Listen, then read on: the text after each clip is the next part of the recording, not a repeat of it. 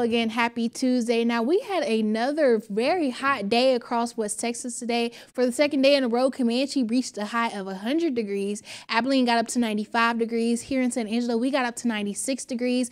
Breckenridge got up to 97 degrees. So we had quite a few places getting to the upper 90s, but still a lot of places only sticking to the lower 90s. 91 in Brady was the high, 90 even in Midland. Now that the sun has set, we're already seeing temperatures getting down into the lower to mid 80s. 86 that current temperature in San Angelo, 84 up in Abilene. Over in Big Spring, they're one of those cooler spots at 82 degrees.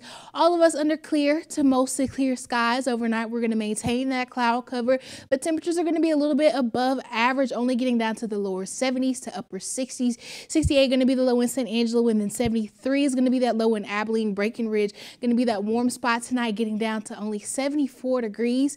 As we go throughout the rest of the work, we're going to continue to be fighting this trend of those above average temperatures. Temperatures actually getting up to about 10 degrees above average by the end of the week. That average high for this time of year, 88 degrees.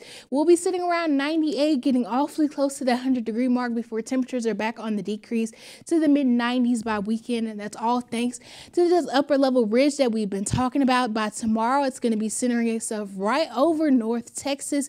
Going to be seeing the peak temperatures over the next couple of days, getting awfully close to the triple digits. It'll start to weaken as we get into the weekend, and then this trough will start to dip down from Canada into the eastern portion of the country. By the start of next week, we'll be sitting right in between our next ridge and then that trough that has moved to the east, bringing us that opportunity for our next cold front as we get into the weekend. But it doesn't look like those impacts will be lasting that much long. We're going to be seeing above average temperatures as soon as the next 6 to 10 days with those below average precipitation. So the warm and dry trend going to stick around, not looking at any rain chances. And then that cool shot is only going to last for about a day or two. Now over in the tropics, Hurricane Fiona is a major hurricane expected to become a Category 5 tomorrow as it sets its sights on Bermuda by the end of the week. We have another disturbance with a very high chance of becoming our next tropical depression over the next couple of days, with the possibility of making a track into the Gulf of Mexico by next week. We're going to be keeping an eye on that.